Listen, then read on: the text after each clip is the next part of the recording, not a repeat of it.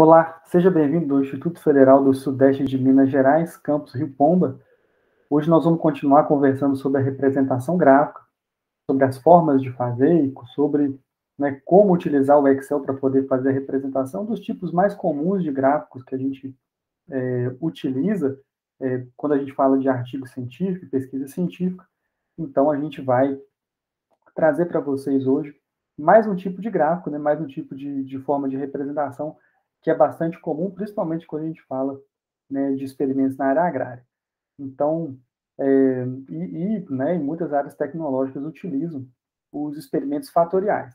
O gráfico dos experimentos fatoriais ele é bastante útil, ele nos ajuda bastante a representar as informações e a compilar uma grande quantidade de informações em relativamente pouco espaço, e a depender do tamanho do fatorial é possível utilizar esses gráficos para responder e para ter uma boa ideia da dispersão, e dos resultados que a gente obtém. Então, o experimento fatorial ele tem uma análise bastante específica, é necessário antes de você fazer os gráficos que você saiba qual o tipo de, se houve ou não interação entre os fatores, qual o tipo de resultado você vai obter. Então, aqui nós estamos considerando que, sim, existe interação entre os fatores, que os desdobramentos são necessários e, a partir disso, a gente parte para fazer o gráfico dos experimentos fatoriais. Então, para isso, eu vou compartilhar minha tela com vocês. Nós vamos continuar utilizando aqui o Excel para poder fazer esses gráficos, e para poder sumariar essas informações. E, nesse caso aqui, o que a gente tem é um fatorial 3×6, São 3 tratamentos principais, A, B e C, e 6 tratamentos secundários, ou 3, e 6 níveis do segundo tratamento. Então, a gente tem, nesse experimento, esse gráfico, essa disposição de dados, ela é completamente difícil de usar, a gente tem as repetições, dentro de um conjunto do tratamento A e os tratamentos de 1 a 6. Então, é uma situação um pouco complexa para a gente poder... Acho que a primeira coisa de qualquer gráfico que a gente faz é saber como que nós vamos organizar os dados. E nesse caso aqui, para a gente fazer uma boa organização dos dados, a forma mais plausível de se fazer é de justamente pegar os tratamentos, e relacionar esses tratamentos 1, 2, 3, 4, 5 e 6 com os respectivos tratamentos tratamento A, tratamento B e tratamento C. É a forma mais tranquila de fazer essa avaliação. Então, nessa primeira tabelinha aqui, o que nós vamos fazer é justamente fazer as médias dos tratamentos. A gente pode aproveitar essa mesma tabelinha aqui e construir a tabelinha dos desvios padrões, que nós vamos utilizar para poder dos desvios, que nós vamos utilizar para poder fazer os gráficos e colocar nos nossos gráficos as duas medidas, a medida de posição, que são as médias, e a medida de dispersão mais utilizada, que é o desvio padrão. Então, vamos lá construir esse gráfico, Esse gráfico ele é um pouco mais trabalhoso que os outros, mas vamos lá que rapidinho a gente consegue fazer, Então, a gente começa colocando aqui a média, vem cá e seleciona as 3 repetições. A gente não precisa do valor das repetições, a gente precisa do valor das médias, Pelo menos para a representação gráfica. Então, a gente colocou aqui a média do primeiro, do tratamento A, do tratamento 1 e do tratamento A. Então, nós vamos aqui, para o segundo conjunto de dados, o tratamento B, o tratamento 1 que foi submetido ao tratamento B. Então, foi aqui. E aí nós vamos também para o terceiro, que é justamente no tratamento C, o nível 1, do tratamento C, essa aqui que é a média. A partir daqui a gente já pode fazer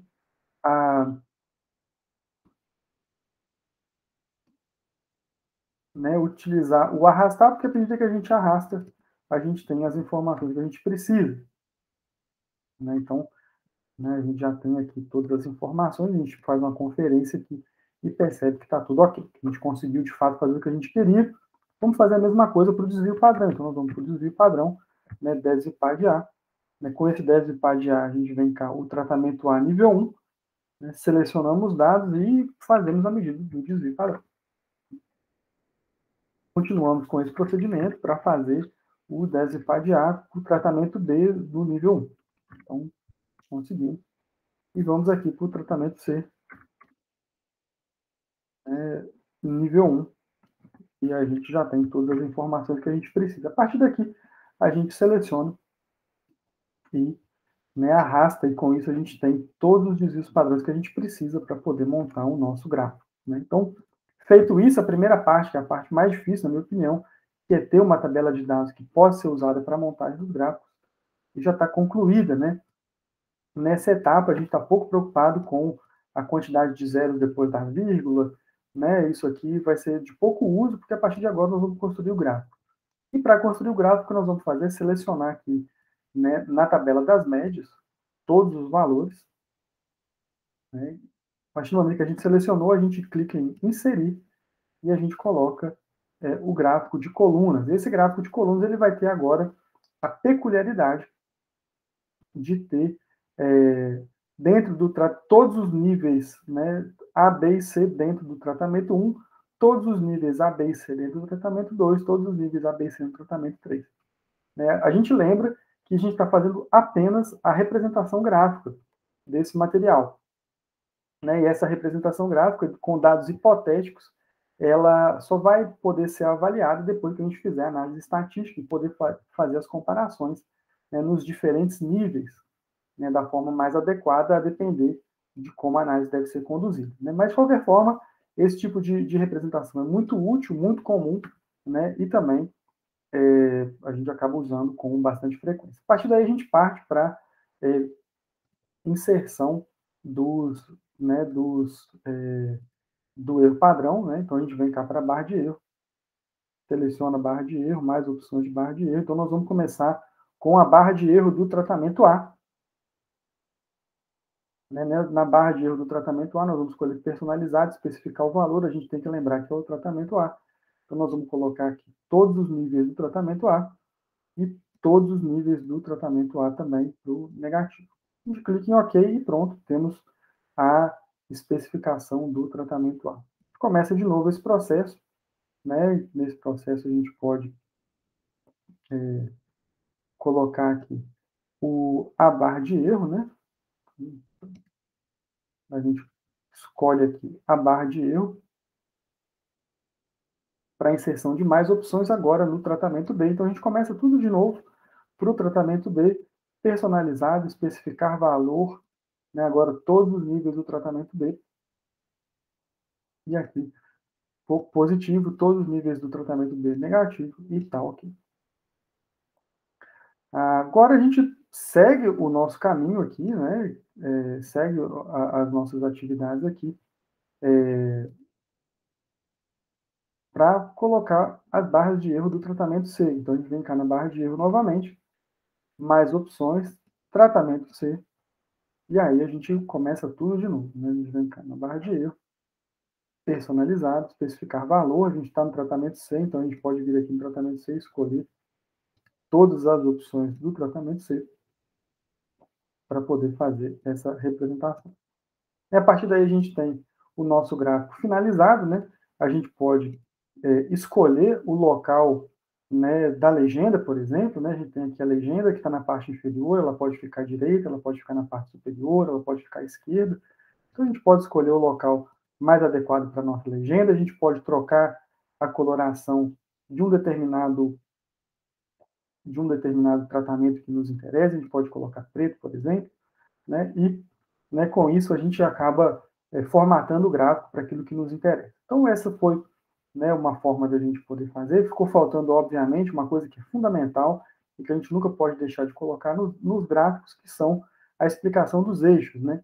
Nesse caso que a gente vai colocar a explicação dos eixos, a gente pode colocar as legendas em lados opostos, justamente para evitar uma sobreposição de informações. Então, do lado de cá eu tenho a legenda informando a que tratamento se refere cada uma das colunas.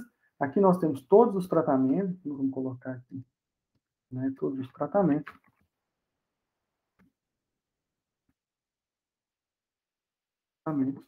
E aqui nós vamos ter, né, as observações, né, de acordo com a unidade que ela tivesse referido.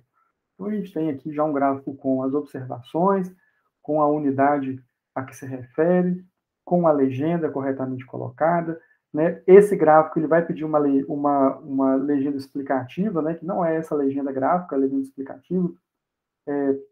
E é sempre bom em todo gráfico a gente falar na legenda o que ele significa, quais são os parâmetros que estão sendo observados, quais são os fatores que estão sendo observados, quais são as medidas de posição e quais são as medidas de dispersão. Então, a gente fez aqui um gráfico de colunas para experimentos fatoriais, que é muito útil e muito comum de ser utilizado nas mais diferentes áreas do conhecimento, principalmente nas ciências agrárias.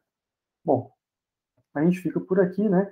O tema de expressão gráfica ele é bastante amplo, né? Mas esse tipo de gráfico são os mais utilizados e dominando esse tipo de gráfico, quase certamente as pessoas poderão, né? Vocês poderão fazer suas dissertações, fazer, né, os seus trabalhos de pesquisa e com isso, né, com uma boa qualidade de material gráfico, uma boa qualidade de transformação, né, da informação na forma de tabelas para a forma gráfica, e com isso a gente consegue explorar e consegue também ter uma visão mais ampliada das informações que a gente obteve nos nossos trabalhos.